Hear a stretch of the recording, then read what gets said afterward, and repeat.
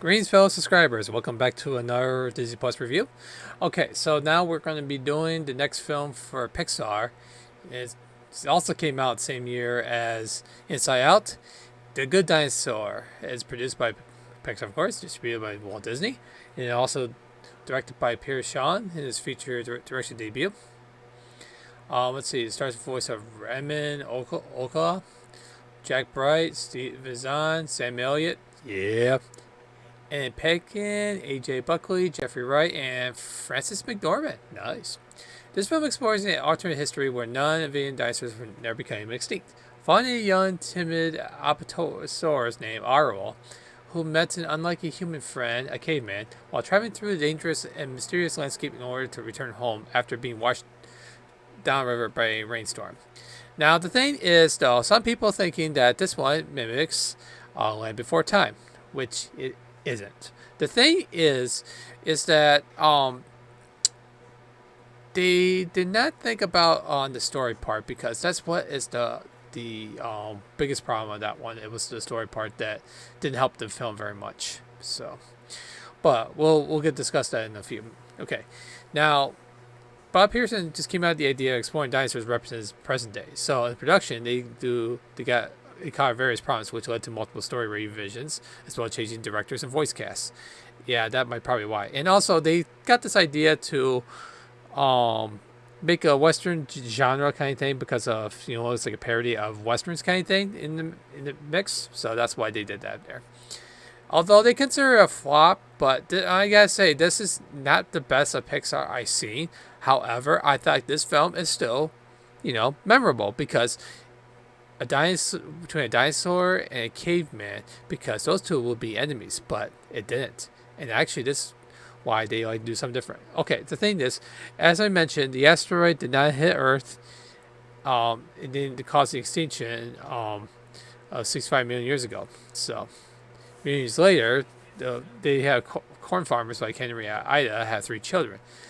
And it says here, while his successful siblings are allowed to make their mark with unproud of the family's corn silo, Arrow's too different nature makes him too difficult for him.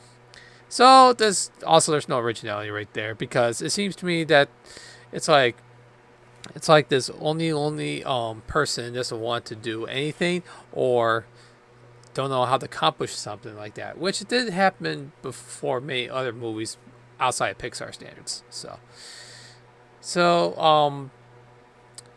the thing is, though, there was a flood coming on before he actually met the cave boy, and then after the flood, they washed both of them out far away from their land, and they have to race through from different nature of the outside of the extinction for dinosaurs in there, and they made a western out of it. And also, I do like Sam Elliott's voice work on that one because you know what? Even if the film this is not as best for Pixar, but damn, that Sam Elliott voice, oh my gosh, it's still just awesome because it makes me feel happy hearing his voice on this one.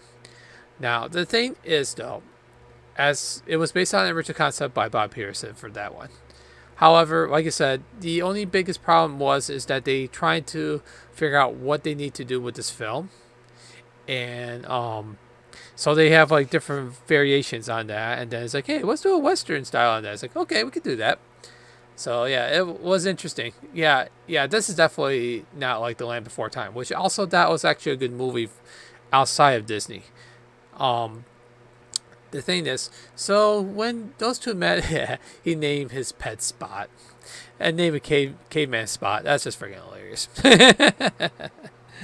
Okay, like I said, yeah, their friendship is survival to go through this lands, like facing pterodactyls, and some other dinosaurs, which they speak and stuff like that. The funny thing is, the dinosaurs speak, but the cave boy doesn't, which I don't understand that, but the thing is, that's just the way it was. Especially when they did that before.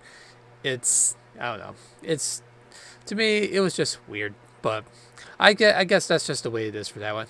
Unless you want to go see the Universal film set, we're back at Dinosaur Story.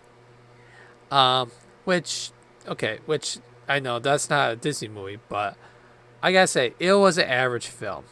there were some good elements on that, and there's like, meh, I've seen this before element kind of thing. This movie does. Okay, I think this film's got more wow and some kind of thing. It's like they try so hard for this film. It didn't pull out the park. That's probably why it didn't make so much box office there, because the budget was between 175 to 200 million, and it bombed with 333 million. Now the thing is though, Creed was there, and actually Creed is a great movie. You guys go see it. Yeah, I do see why this is disappointing for families, because they like to see something that Pixar always does, is those inspiring films. This film, it's not. It's not.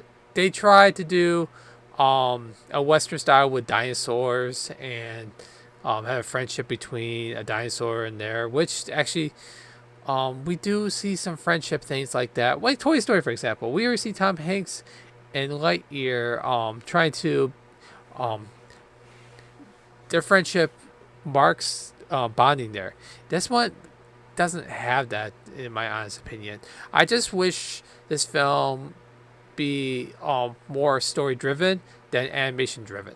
But you gotta admit, the animation is actually pretty nice though. It's pretty nice to look at. So yeah, and the ending, yeah, it's generic, because you already seen this teary goodbye and stuff like that. It's like I think I've seen that before so many times. So the thing is, I think the voice cast did good what they're doing, especially I like Sam Elliott. Come on, I love Sam Elliott. Sam Elliott is just freaking awesome. That's all he is, because he's just like, let's see, anything with westerns and he's there, I say yeah. Just like that Tombstone movie with him on it. It's like, yeah, that's Sam Elliott. That's the Noah guy I love. So yeah, the rest of the cast, they do the best they can for that. Even like some of the big actors and actresses only got like a small parts of it.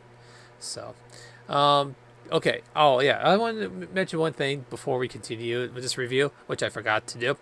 I want to review that about Cicchino's music from Inside Out, which is amazing, by the way. Air music there is spot on, and it was awesome. So there we go. That was another thing I forgot to put on the review on my last video, but I figure I might as well do this to make the video longer. Because there's not much to discuss about this film. It's because it's pretty much like the Land Before Time Western version, that the dinosaurs did not die from the meteor that pretty much made the Ice Age, and a lot of dinosaurs died. So therefore, that's what that's the only biggest problem there. It's like, it's kind of generic a little bit and didn't help very much there. But what actually makes me want to watch this more than like some other generic ones I saw before is that I think the character development, I think it's still there, especially with Pixar standards. I think it's just the story part was the problem, because when they try to do different ideas, it through its narrative, and it's not well balanced. That's probably what was the biggest problem with the story. However, the cast, the script there, I think you guys did a great job on that one. But the story part, it was kind of messy a little bit. But don't worry, Bob Pearson. At least you tried. And I'll still watch this film, because I still love Pixar. And I love dinosaurs. I love Sam Elliott. So that helps me to watch those films again. So yeah, the whole cast did a great job on it, and the script was there, and also, okay, I gotta admit, the music, I think the brothers, Michael and Jeff Dana, I thought you guys did a great job with this film. I think this is brilliant. Now, if you want to hear another example, The Life of Pi. That is also a good film too, and the music in that one is amazing too. I recommend you go check that one too. Yeah, those guys did help the music and actually make it look nice.